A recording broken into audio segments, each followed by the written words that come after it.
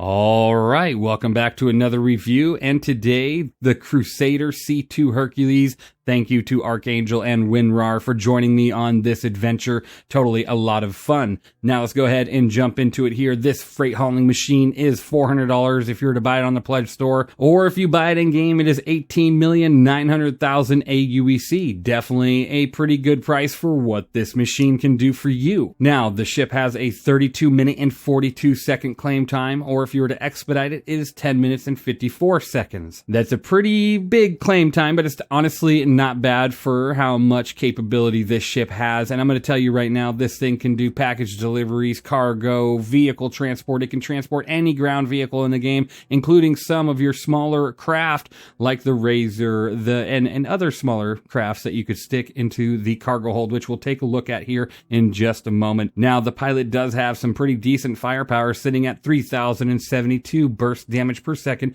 due to the two size 5 M7A laser cannons on the front of this beautiful machine. Now, there's also two remote turrets controlled by the co-pilot, giving 3,686 burst damage per second, but you can only fire one at a time. That's kind of too bad. Two remote turrets controlled one at a time. I wish they seem to be slaved, as in you can move both turrets at the same time, but when they tried to fire, it was only firing one at a time, whichever one that the screen was on. But that is two size 4 M6A laser cannons and two size 4 CF447 rhinos. So a pretty good weapons package, but too bad that you can't fire both of them at the same time. Maybe adding another seat and allowing that to happen would be pretty cool. Now, this ship does come with two size 3 industrial grade C shield generators, outputting 126,800 quadrant shield. So if you're getting attacked and you're taking a lot of damage on pretty much one section of that shield, it's good to just boost that shield up and allow it to soak up even more damage. Otherwise, the ship has kind of a lower HP for what it does, sitting at 81,400 ship HP, which,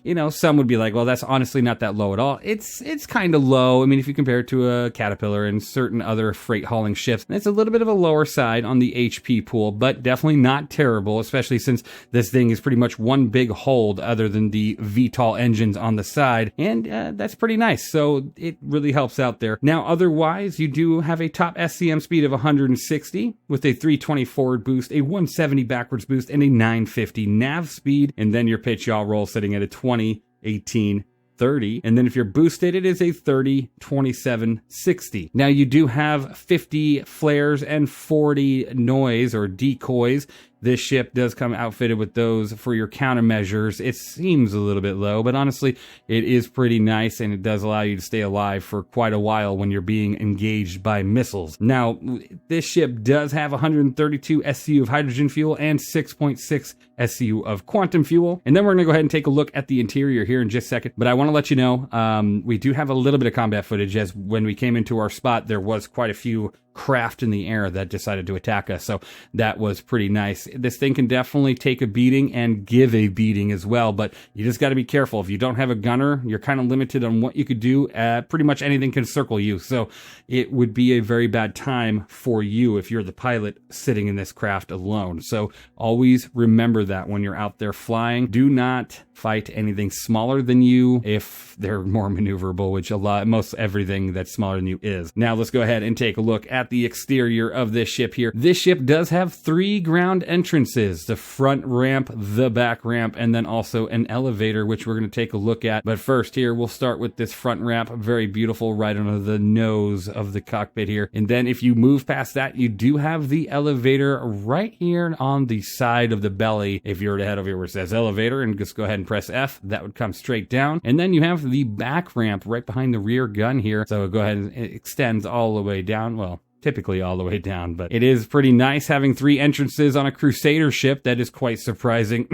MSR, where is another entrance to our MSR? Come on, we got to have another. I think they should really boost the MSR speed to about 260. That would be pretty cool too. Now let's go ahead and take a look at the interior here. As you can see, you do have some cargo and ground vehicles in here. They're busy at work in here taking care of some things. It is pretty nice. This cargo hold can hold up to 9. I'm sorry, I just said 9. I was reading the second number.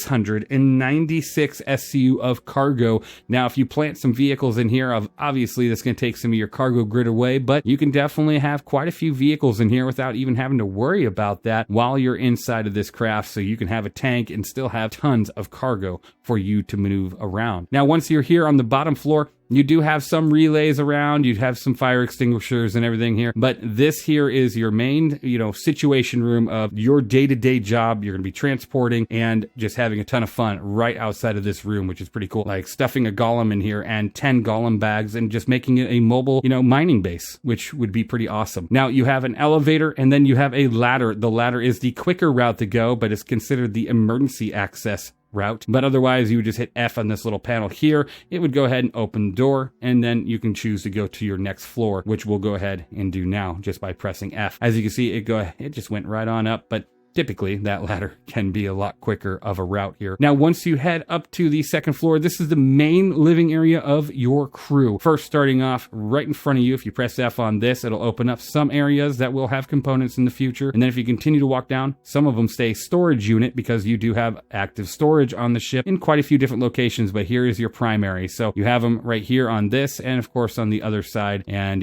continuing down here, storage unit, you have all the buttons you need. It is pretty nice. Now, if you were to go ahead and turn around, as you can see, we have the main elevator we just came up. And then right here, you have recreation. So if you walk in here, this is where your crew is going to be living, having most of their time spent. You're going to have a TV, you're going to have a bed, you're going to have all sorts of food, drink, your kitchen, the area you're going to get to sit down and relax in between those long hauls and reminisce about your Star Wars experience right here in the great old Millennium Falcon booth seating area. Now, you do have another relay station here, another fire extinguisher on that wall back there. My 1 minute more or less review is going to be crazy.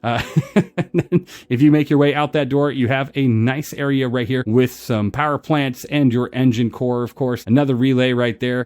Surprisingly, another fire extinguisher. It's always good to see more fire extinguishers, especially in the areas that need them. So let's go ahead and walk across this nice little bridge area here. Well, not really a bridge area, but just this nice little catwalk, gantry-way, whatever you want to call it. But it just connects to the other side of the ship where you're going to see the light. Whatever you do, don't follow the light. Don't go into the light. You're worth a lot more than that. Don't do it. It's a trick. Now, this is repeated on this side. You have more power plants, more relays, more fire extinguishers. They're going to be everywhere because this ship will be prone to fires, and that is a bet. Now, this thing is the habitation area. This is where your crew is going to sleep and take care of hydration and other business, including fire extinguishing. Let's go ahead and open up this door here. These are suit lockers, technically, or clothes lockers, but obviously you don't see anything in there right now. And then you have a nice little TV area that you can sit down and make a message for home, send that on out with some of your knickknacks on the walls. You have a bed over here. You have your bathrooms, one on each side. Now, remember, this ship is a 1 to 2 person crew. So this is definitely plenty of space for what you need for that crew requirement. And then, of course, you have, your nice little bathrooms. You can go ahead and open up the toilet, go to the bathroom, take a shower at the same time. It's all sorts of clean, and that is quite fascinating. Quite fascinating indeed. It's like a really big space RV.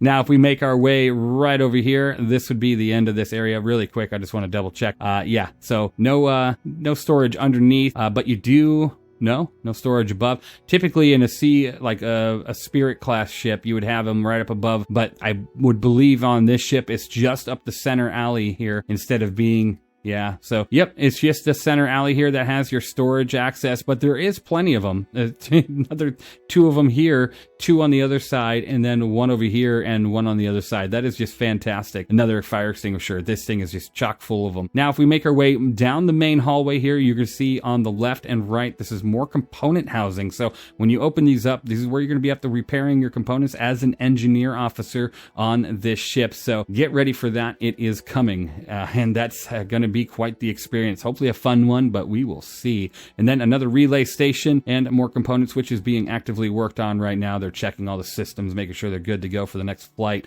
And then over here, down the hallway even further, you have weapons lockers. You got weapons over here. You got weapons locker over here. It looks fantastic. I'll go ahead and open up this one for you and show you. It just looks great how it comes off the wall. I mean, it is great. For a ship with 2 people, you do have quite a bit of weapons, but I guess when you're ready for a war, you're ready for a war. And then you have 2 suit lockers as well as 2 escape pods right here, which is pretty nice. Yeah, we'll just go ahead and leave that crewmate in there. They know what they're doing. They're professionals at this, so let them have their moments. And then, of course, if you continue on, you have more component areas like, this is where you're going to have a lot of your flight information and stuff like that. And then another relay, another fire extinguisher right here. Of course, your engineering terminal right here to the right, which is nice. It's in the cockpit. Instead of having to run all the way to the back of the ship to see what's going on, you can just get out of the co-pilot seat, look right here at the terminal, and be good to go. Now, this is your pilot seat of the C2 Spirit here. Let's go ahead and open up this really quick. You do have 2 handgun spots here, which one's a med gun, one's a handgun at this current time. Pretty nice that you can do that. And then we'll go ahead and head into the pilot seat really quick so you can get a little bit of a view out the window with the MFDs. It is kind of like a MISC ship. You do have kind of like this mail slot view, but it does kind of expand on the side, so it's not as, claustrophobic. The windows are just a bit bigger than a MISC ship. The dash is a bit smaller than a MISC ship, so pretty nice. You do have 3 MFDs here to the left, and then of course you have one little small one right there to the right, and then of course your co-pilot has the same. Pretty good amount of information. Honestly, this ship for me is an 84 out of 100. That is my score for this ship. Just because it does have a great amount of firepower, shield. The HP is a little bit low, in my opinion, but your biggest killer on this is your power distribution system, because when I were to turn on my engines, I'll make sure I'm in SCM gun mode and turn on my weapons. As you can see, I have full power to weapons, full power to shields. Let's drop that down to 1 pip here on engines, which in the future, that might not be good because your speed might be very limited, but you are still killing your coolers. Now, if I were to do this, okay, good, I have coolers, but now I have barely any engine power. I'm not going to hit my 160 SCM in the future because these pips will give you either less or more speed in the future, and that won't be good. So hopefully power distribution is worked out a little bit more on this, or you're just going to have to look for some upgrades out there in the verse. Let me know what you think of the C2 Spirit down in the comments below. I really think this is a great craft for transporting, heavy equipment, but now you have something like the Asgard. So why would you choose this over an Asgard, especially if you're a solo pilot, is a big question. Do you want it for the almost 700 SCU of cargo space, or do you want something like this just because you like bigger ships and it can do a multitude of different things? Let me know down in the comments below. Thank you for watching. Thank you for being here. And of course, thank you for your patience through what I felt was the most miserable day of my life when someone hacked my account, which will never happen again. At least I'm hoping. So I set up a ton more of security precautions this time around. So thank you. Thank you, everybody. You all are truly amazing, and I can't wait to see you all in the next one.